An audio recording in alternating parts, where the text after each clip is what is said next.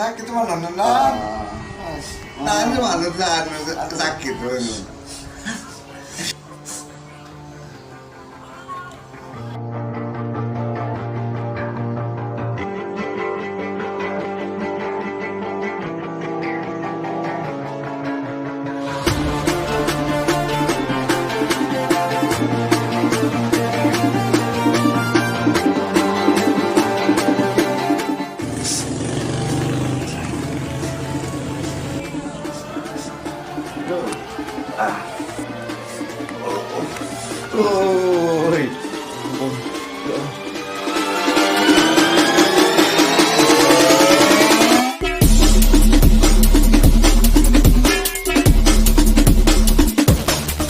Rasa kemunduran ya,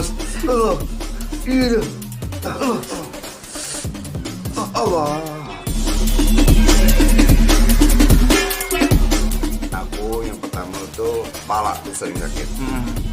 Udah tuh kadang-kadang sesak napas, pinggang.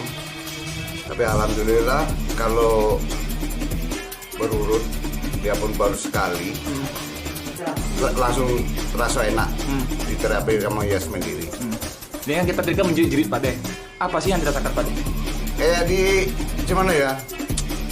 Rasa-rasa kayak dicucui yo, rasa pokoknya lain kode yang lain lah. Ya.